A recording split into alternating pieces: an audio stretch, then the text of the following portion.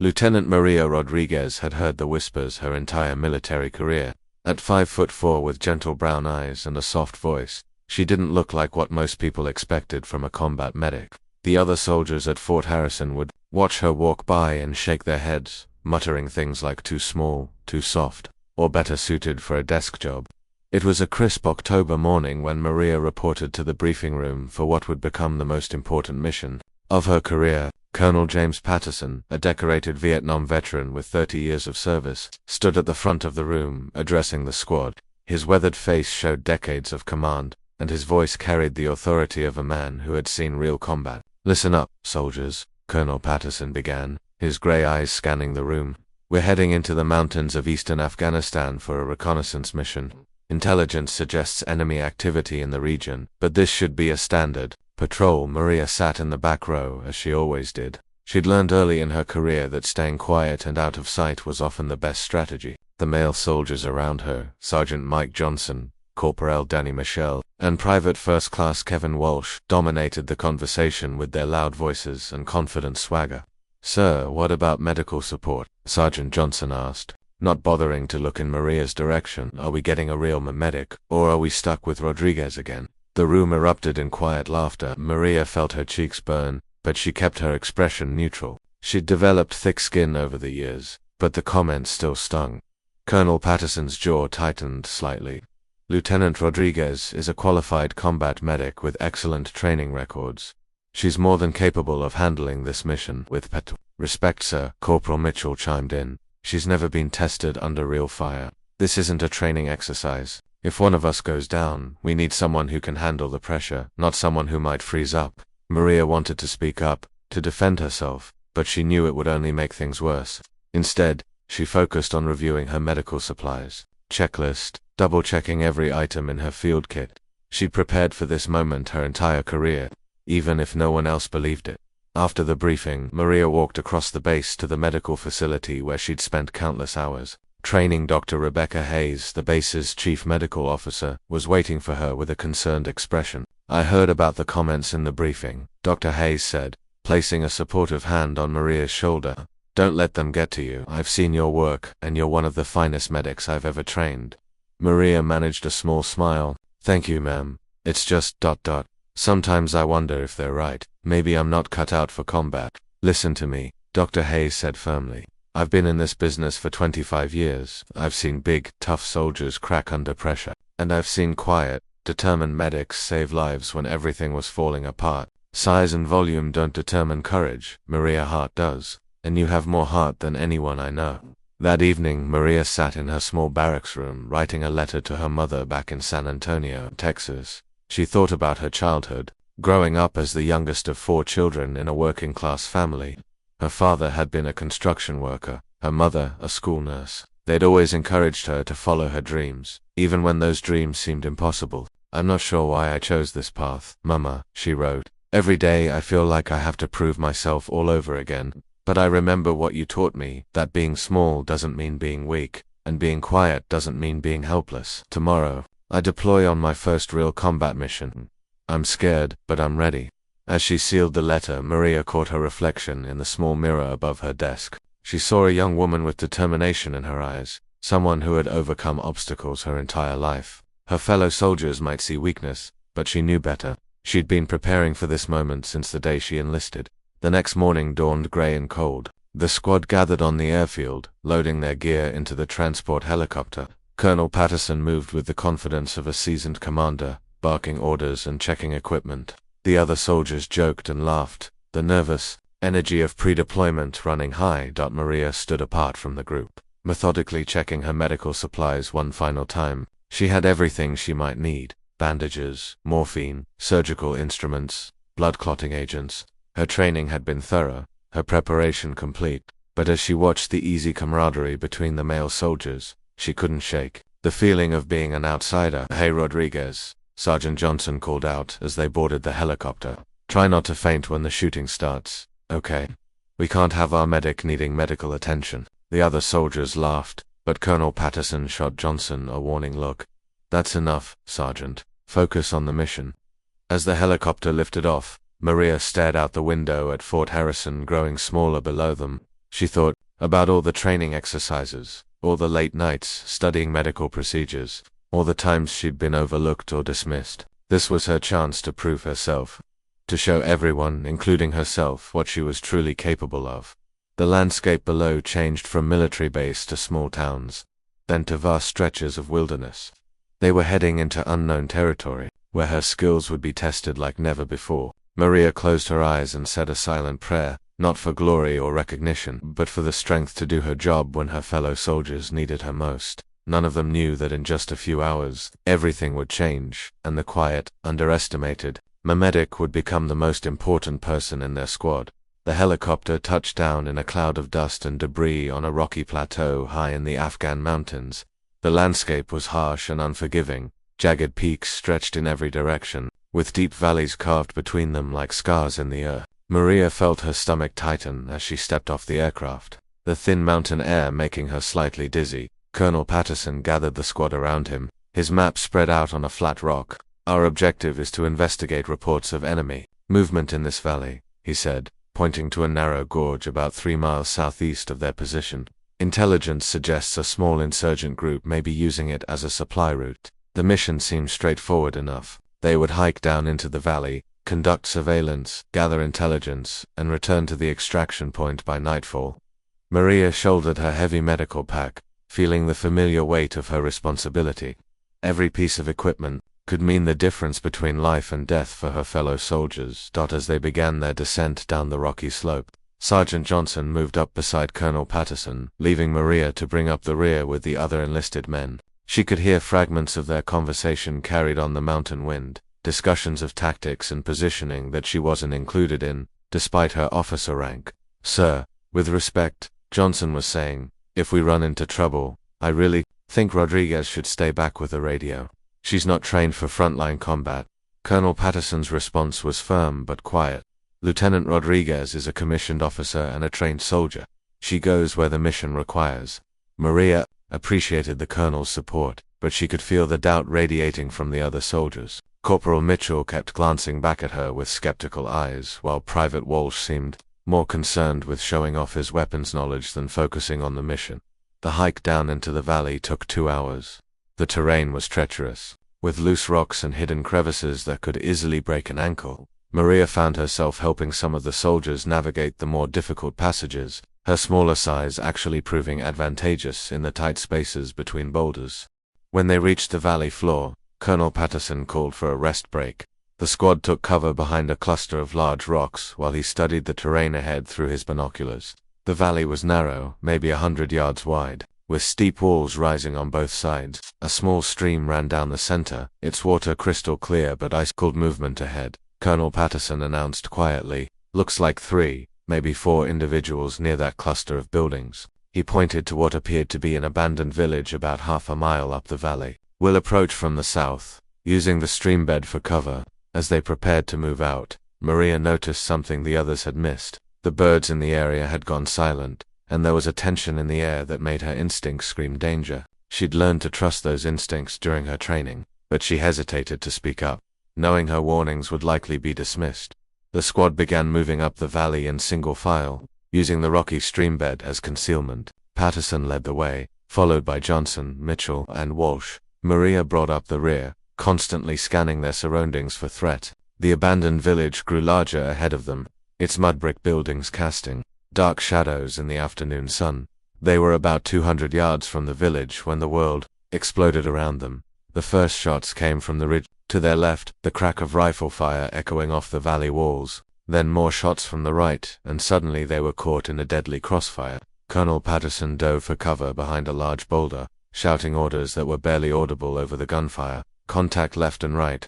We're in a kill zone," he yelled. "Move to those rocks ahead." Maria's training kicked in immediately. While the other soldiers returned fire, she kept her head down and moved toward Colonel Patterson's position. That's when she saw him stumble, his left leg giving way beneath him. Blood was already soaking through his uniform pants. "Colonel's hit," she shouted, but her voice was lost in the chaos of battle. Sergeant Johnson was trying to coordinate the return fire, but he was pinned down behind inadequate cover. Corporal Mitchell was bleeding from a graze on his arm, and Private Walsh looked terrified.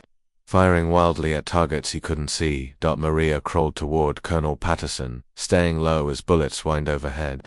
When she reached him, she could see the wound was serious. A bullet had shattered his femur, and he was losing blood fast. His face was pale, but his eyes were still alert and focused. "Rodriguez," he gasped, "you need to get on the radio. Call for air support. Grid coordinates." He rattled off a series of numbers that Maria committed to memory. "Sir, I need to treat your wound first," she said, already pulling medical supplies from her pack. "Negative," he replied firmly. "Air support first, or we're all dead."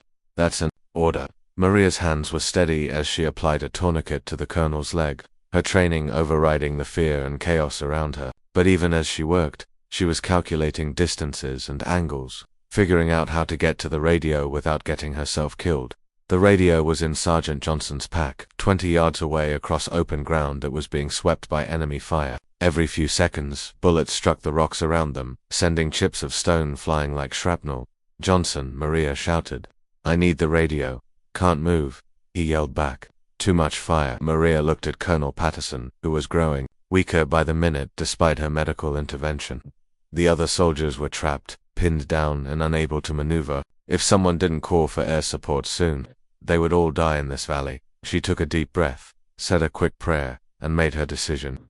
Leaving her medical pack with the colonel, she sprinted across the 20 yards of open ground, bullets cracking through the air around her. She dove and rolled, coming up next to Sergeant Johnson's position. "Give me the radio," she demanded. Johnson looked at her with surprise and something that might have been respect. "Rodriguez, you're crazy." "But here." He handed her the radio. Handset. Maria's voice was calm and professional as she made the call. "Eagle Base. This is Charlie Squad. We are taking heavy fire and need immediate air support. Grid coordinates." She repeated the numbers Colonel Patterson had given her, then added her own assessment of the tactical situation. "Roger, Charlie Squad," came the reply. "Air support is 15 minutes out. Can you hold your position?" Maria looked around at her wounded pinned-down squad and made another decision that would define the rest of her career. "We'll hold," she said into the radio. "But we need to move our wounded to better cover." That's when she realized that Colonel Patterson had lost consciousness, and Sergeant Johnson was looking at her expectantly. Somehow, without anyone officially giving her command, she had become the person everyone was looking to for leadership. Quiet, underestimated Mehmetic was about to show everyone what she was really made of. With Colonel Patterson unconscious and bleeding despite her tourniquet, Maria faced an impossible choice. The enemy fire was intensifying, and their current position offered minimal protection. The abandoned village ahead was closer, but it could be filled with insurgents. The extraction point was 2 miles back up the valley, through terrain they'd have to cross while carrying a wounded man. "Johnson," she called out, "what's your ammunition status?" "Half gone," he replied, firing another burst at muzzle flashes. On the ridgeline, Mitchell's down to his last magazine. Maria made a quick assessment. Private Walsh was barely holding himself together. Corporal Mitchell was wounded and weakening, and Sergeant Johnson was doing his best but couldn't be everywhere at once. Colonel Patterson needed immediate medical attention that she couldn't provide in their current position. The radio crackled to life. "Charlie Squad, be advised, air support is delayed. Weather moving in ETA, now 25 minutes. 25 minutes might as well have been 25 hours. Maria looked at Colonel Patterson's pale face and made a decision that went against every tactical manual she'd ever studied. "Johnson, we're moving the colonel back to extraction," she announced. "Are you insane?" Johnson shouted back. "We can't move in this fire, and it's 2 miles uphill. He'll die if we stay here," Maria replied, her voice steady despite the bullets. Whistling overhead, "I'm taking him back. You hold here until air support arrives, then follow." Before Johnson could object, Maria had crawled back to Colonel Patterson. She checked his pulse, weak but steady. The tourniquet was holding, but he'd lost too much blood already. She had maybe an hour before shock became irreversible. Maria had always been strong for her size. Years of carrying heavy medical equipment had built functional muscle that didn't show. But Colonel Patterson was a big man, at least 200 pounds. Carrying him 2 miles uphill while under fire seemed impossible.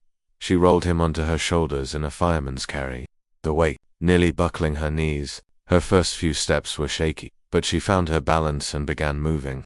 The enemy fire immediately shifted toward her, bullets striking the rocks around her feet. "Rodriguez, get down," Johnson screamed, but Maria kept moving. She had entered a zone where fear was replaced by pure determination.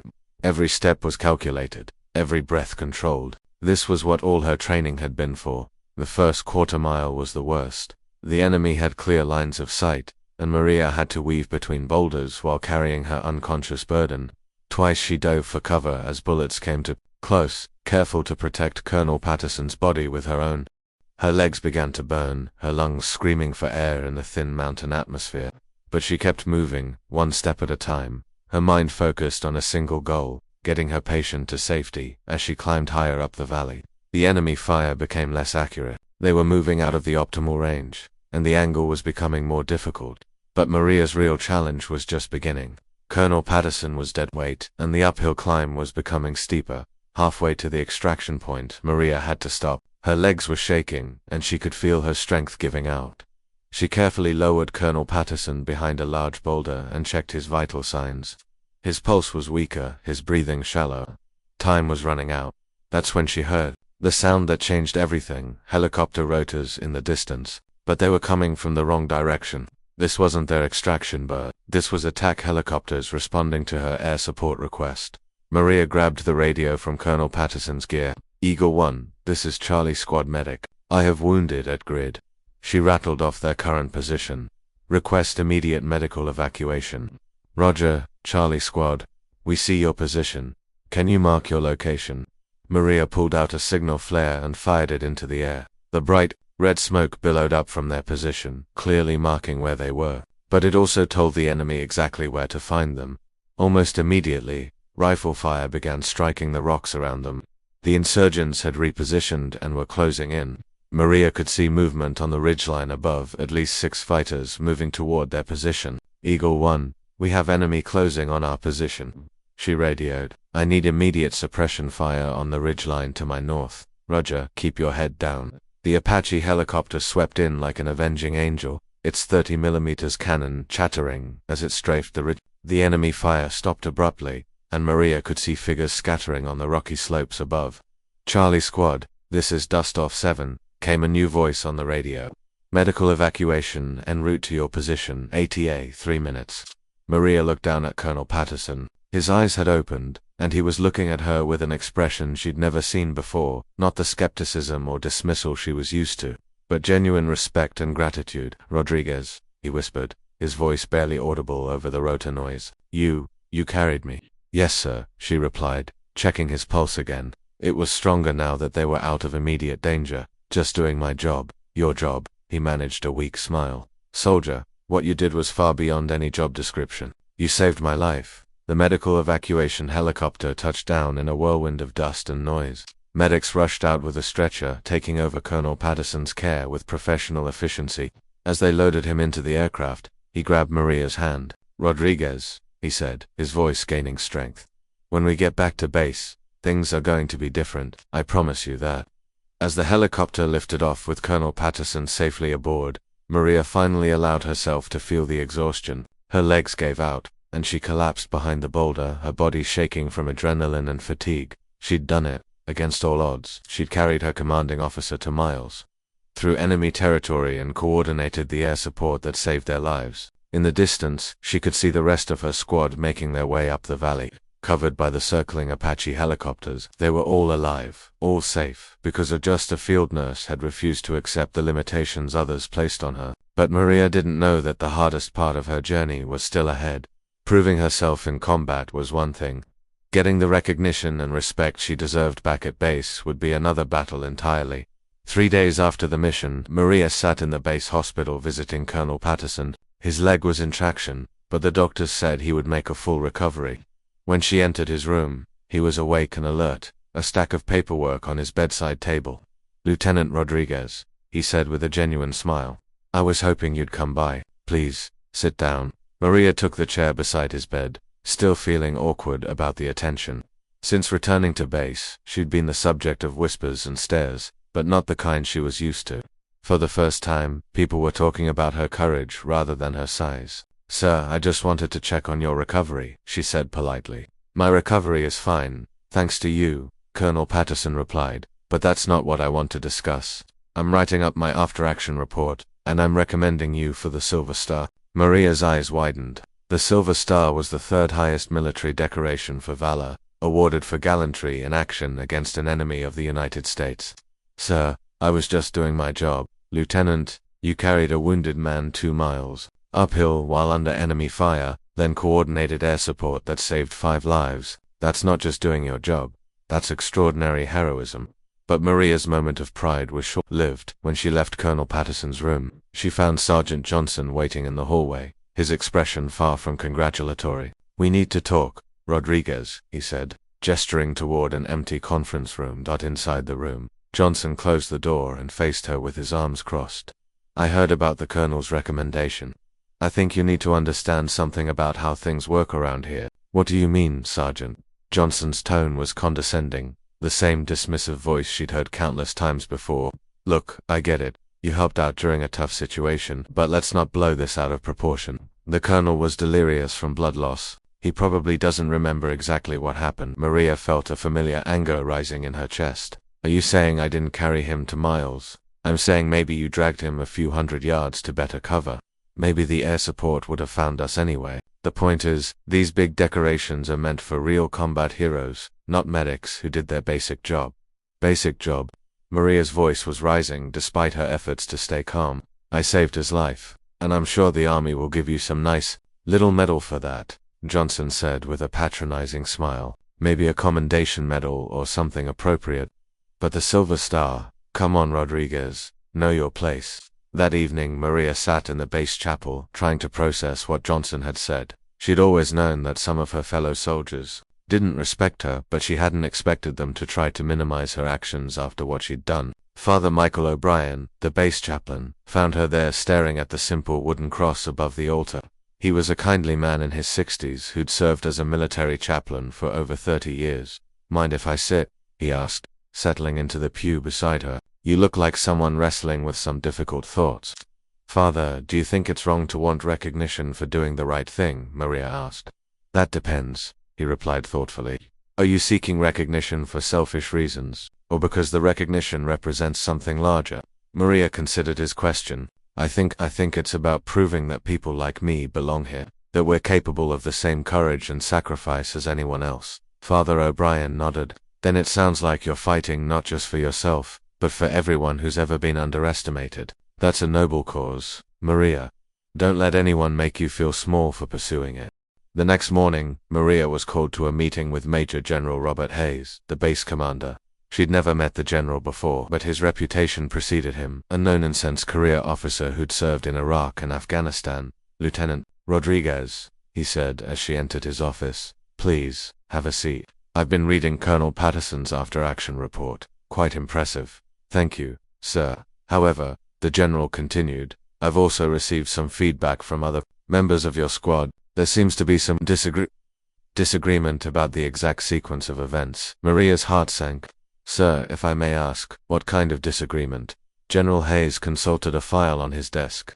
"Sergeant Johnson has submitted his own report suggesting that while your actions were commendable, they may have been somewhat exaggerated in the initial account. He indicates that the colonel was in and out of consciousness and may not have a clear recollection of events. Sir, with respect, I was there. I know exactly what happened. I'm sure you do, Lieutenant. But military decorations require corroboration from multiple sources.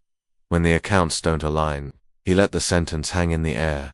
Maria felt a crushing disappointment, but also a familiar anger. Once again, her actions were being questioned, her word doubted. "What exactly is Sergeant Johnson claiming?" "Sir, he acknowledges that you provided excellent medical care and helped move the colonel to safety. He's recommending you for a Bronze Star with V device for valor. That's still a significant honor." A Bronze Star was indeed a significant honor, but it wasn't the Silver Star. More importantly, it represented a compromise, a watering down of what she'd actually accomplished. It was the military equivalent of being patted on the head and told she'd done well for a girl. "Sir, I understand the need for corroboration," Maria said carefully. "But there were other witnesses to these events. The Apache pilots who provided air support, the medical evacuation crew, even the enemy fighters who were shooting at us." General Hayes looked at her with what might have been sympathy. "Lieutenant, I admire your persistence, but in the interest of unit cohesion and moving forward, I think the Bronze Star is appropriate recognition for your actions." As Maria left the general's office, she realized that her real battle was just beginning. The enemy in the mountains had been straightforward. They'd been trying to kill her and she'd outmaneuvered them. But this enemy was more insidious, hidden behind bureaucracy and old boys, networks, and subtle suggestions that she should be grateful for whatever recognition they chose to give her. But Maria Rodriguez had not carried a wounded colonel 2 miles through enemy fire just to be told to know her place. She had one more card to play, one more witness whose testimony could not be questioned or dismissed. The problem was, that witness was lying in a hospital bed, dependent on the very system that was trying to minimize her actions. Colonel Patterson was scheduled to be transferred to Walter Reed Medical Center in 2 days for advanced treatment on his leg. If Maria was going to make her case, it had to be now. She knocked on his hospital room door, finding him awake and working on paperwork despite the pain medication. "Lieutenant Rodriguez," he said, looking up with concern. "You look troubled. What's going on?" Maria closed the door behind her and took a deep breath. "Sir, I need to ask you something directly. Do you remember what happened in that valley?" "All of it." Colonel Patterson set down his pen and looked at her intently. "I remember every detail, Lieutenant. Why do you ask?" "Because Sergeant Johnson is telling people that you were delirious from blood loss, that you don't really remember how events unfolded. He's convinced command that your recommendation for my Silver Star was mistaken." The colonel's face darkened with anger. "That's a damn lie, and Johnson knows it. I was conscious for most of the evacuation. I felt every step you took carrying me up that mountain. I heard every word you spoke, coordinating that air support." "Then why haven't you corrected the record, sir?" Colonel Patterson sighed heavily. "Because, Lieutenant, I've been trying to work within the system. I thought my word as a colonel would be enough. I didn't realize they were actively working to undermine the recommendation. They want to give me a Bronze Star instead." "Maria," said General Hayes, "says it's about unit cohesion." "Unit cohesion?" Colonel Patterson's voice was rising. "What about honesty? What about giving credit where it's due? Maria, what you did was extraordinary. You saved not just my life, but the lives of our entire squad, and they want to minimize it because it makes some people uncomfortable." That afternoon, Colonel Patterson made a phone call that would change everything. He called his old friend General Patricia Alkins, who worked at the Pentagon in personnel management. They'd served together in Iraq 15 years earlier, and she'd since become one of the highest-ranking women in the Army. "Pat," he said when she answered, "I need a favor. Actually, I need you to help me correct an injustice." General Hawkins listened as Colonel Patterson recounted the events in the valley and the subsequent attempt to minimize Maria's actions. When he finished, there was a long silence on the other end of the line. "Jim," she said finally, "this is exactly the kind of thing we've been fighting against for years. Send me everything, your original report, Johnson's counter-report, the radio transcripts, everything. I want to see it all." "What are you going to do?" "I'm going to make sure that Lieutenant Rodriguez gets the recognition she deserves. And I'm going to make sure that everyone involved in trying to minimize her actions understands that this behavior is unacceptable." 2 days later, Maria was called to another meeting with General Hayes, but this time, when she entered his office, she found him looking considerably less comfortable than before. On his desk was a thick folder with Pentagon letterhead. "Lieutenant Rodriguez," he said without preamble, "I've received some additional information regarding your actions during the recent combat operation. It appears that there were some discrepancies in the initial reports we received." Maria said nothing, waiting for him to continue. "The Pentagon has conducted its own investigation, including interviews with the Apache pilots who provided air support and the medical evacuation crew. Their accounts corroborate Colonel Patterson's original report in every detail." General Hayes opened the folder and pulled out several documents. "The radio transcripts also support your version of events. Your coordination of air support was textbook perfect under extremely difficult circumstances." "What does this mean, sir?" "It means, Lieutenant, that you will be receiving the Silver Star for gallantry in action. The ceremony will be held next week, with representatives from the Pentagon in attendance. General Hawkins herself will be presenting the award." As Maria left the meeting, she felt a mixture of vindication and sadness.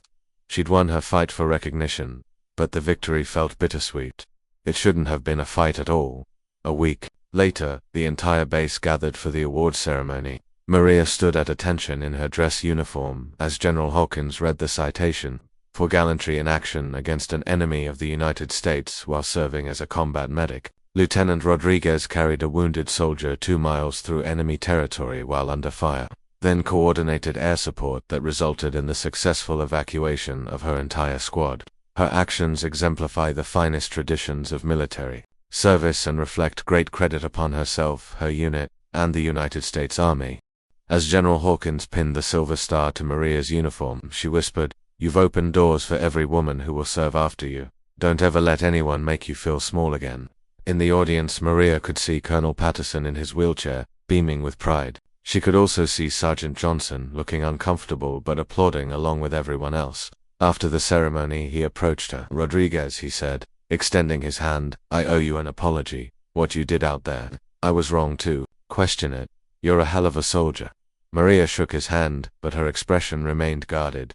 "Thank you, Sergeant. I appreciate that. I hope you can forgive me. I guess I had trouble accepting that someone I'd underestimated could do something I wasn't sure I could do myself." It was as close to a real apology as she was likely to get, and Maria decided to accept it gracefully. "We all have things to learn, Sergeant. I just hope we can work together better in the future." 6 months later, Maria received orders for a new assignment. She was being promoted to captain and transferred to the Army's Special Operations Medical Training Center as an instructor. She would be teaching combat medicine to the military's elite units, sharing the skills and courage that had saved lives in that Afghan valley. On her last day at Fort Harrison, Maria walked through the base one final time. She stopped at the chapel where Father O'Brien had encouraged her to fight for recognition. The old chaplain was there, preparing for evening service. "I heard about your promotion," he said with a smile. "Captain Rodriguez has a nice ring to it." "Thank you, Father, for everything. You did this yourself, Maria. You had the courage to demand the recognition you deserved. That's going to inspire other young soldiers for years to come." As Maria drove away from Fort Harrison, she thought about all the battles she'd fought against the enemy in Afghanistan, against prejudice and dismissal from her fellow soldiers, and against a system that tried to minimize her achievements. She'd won them all, not through anger or confrontation, but through competence, courage, and an unwavering belief in her own worth. The quiet, underestimated medic had become Captain Maria Rodriguez, Silver Star recipient and instructor to Special Operations Forces. She'd proved that being small didn't mean being weak, that being quiet didn't mean being helpless, and that sometimes the most unlikely heroes are the ones who change everything. Her mother's words echoed in her mind as she drove toward her new assignment. Being small doesn't mean being weak, and being quiet doesn't mean being helpless. Maria smiled, knowing that she'd finally proven those words true, not just to herself, but to everyone who had ever doubted her. The field nurse had carried more than just a wounded colonel that day. She'd carried the hopes and dreams of every person who'd ever been underestimated, and in doing so she'd changed not just her own life, but the lives of everyone who would serve after her.